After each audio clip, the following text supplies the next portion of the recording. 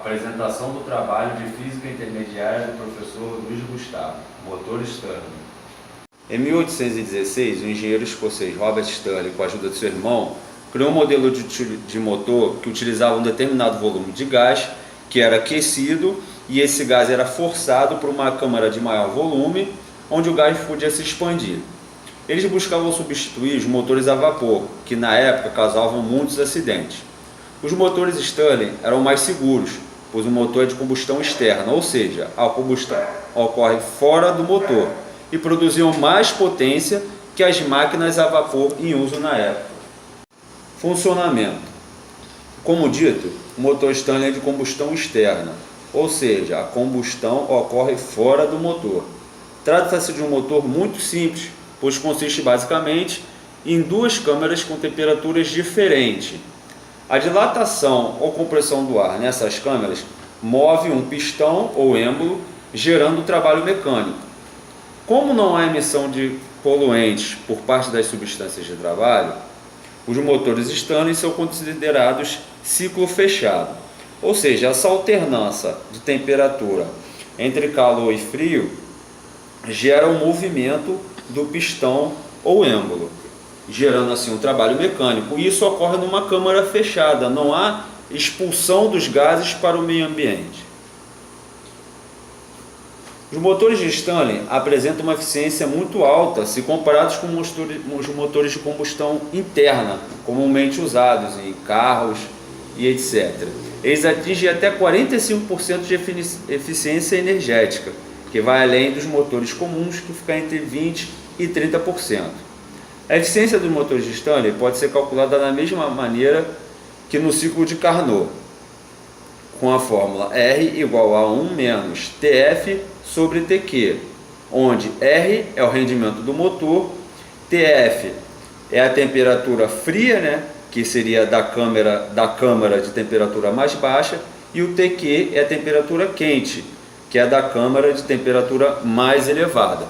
E a gente vai exibir um modelo simples, por exemplo, de um motor de Stirling. Como dito, ele usa uma fonte de calor externa, pode ser, por exemplo, a chama de uma vela, como na figura.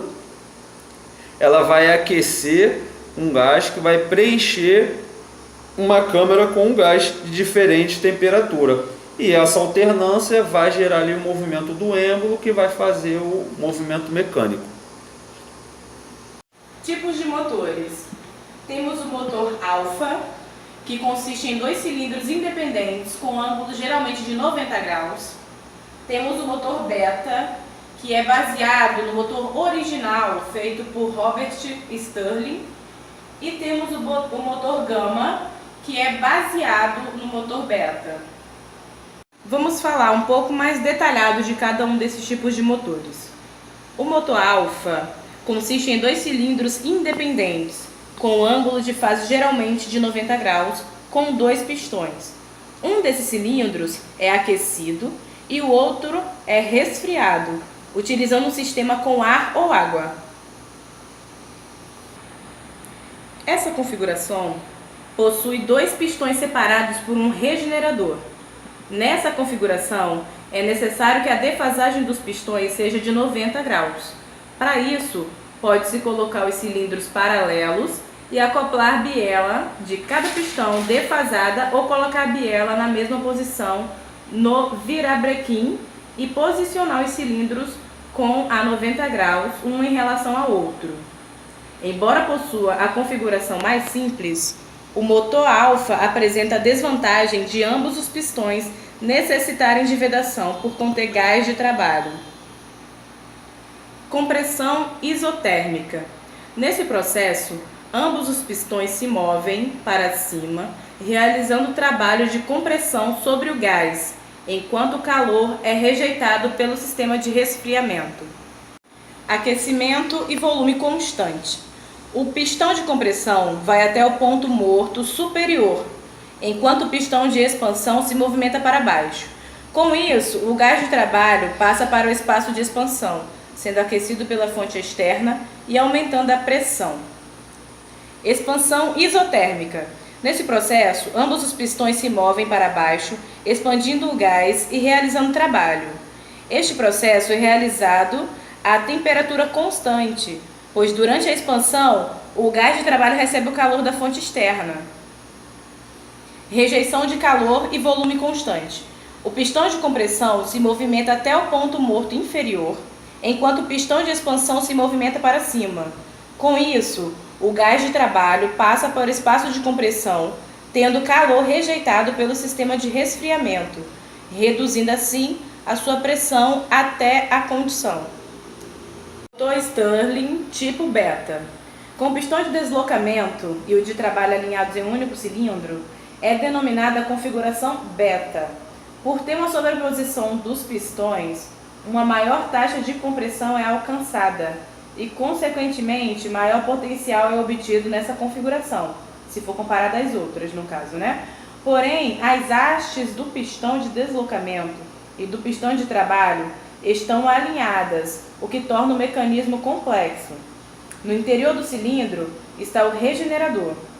Os motores pequenos não costumam conter regenerador e existe uma folga de alguns décimos de milímetro entre o pistão de deslocamento e o cilindro, para permitir a passagem do gás de trabalho.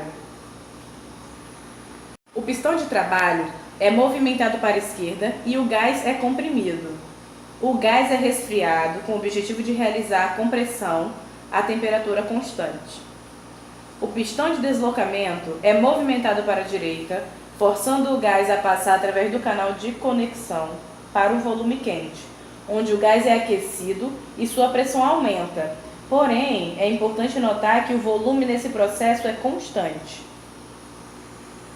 Ambos os pistões movimentam-se para a direita devido à expansão do gás. O gás é aquecido pela fonte quente com o objetivo de se obter uma expansão a temperatura constante. O pistão de deslocamento é movimentado para a esquerda, forçando o gás a passar pelo canal de conexão para o volume frio, onde o gás é esfriado pela água de resfriamento. Quando o gás é resfriado, sua pressão reduz até a pressão inicial. É importante notar que o volume nesse processo é constante. Motor Stirling-Gamma. O motor Stirling-Gamma é o mais simples entre todos. E ele funciona através de fluidos. E ele também é dividido em 4 etapas que eu vou explicar melhor para vocês agora. Compressão isotérmica. O pistão de trabalho é movimentado para cima, fazendo compressão sobre o fluido. O calor é resfriado para o sistema de resfriamento. Aquecimento a volume constante. O pistão de deslocamento é movimentado para baixo, fazendo o fluido se direcionar para o espaço de expansão, recebendo assim calor da frente externa, aumentando a pressão. Na expansão isotérmica, o aumento da pressão do motor e o pistão de trabalho é movimentado para baixo. Rejeição de calor a volume constante. O pistão é deslocado e movido para cima, fazendo o fluido de trabalho passe para o espaço de expansão, rejeitando o calor para o sistema de resfriamento, reduzindo a pressão. Essa é a última parte do nosso trabalho. Atualmente, o mundo em que vivemos é extremamente dependente do petróleo, que é uma fonte não renovável de energia, ou seja, o que foi utilizado não tem reposição. Chegará o momento em que o petróleo se esgotará. E como movimentar o mundo? Meus amigos trouxeram uma visão mais científica, mostrando a invenção e o funcionamento do motor Stirling, mas gostaria de mostrar algumas possíveis aplicações. Atualmente, existem várias fontes alternativas de energia, como a energia eólica, energia solar, biodigestores, motores a combustão externa, entre eles o Stirling. E como já vimos, é uma máquina muito eficiente, não poluente, podendo utilizar a energia solar para fazê-lo funcionar ou unirmos um biodigestor e assim produzir o calor necessário para movimentar o motor. A possibilidade de uma energia limpa, renovável e eficiente é uma necessidade atual que deve ser suprida o quanto antes.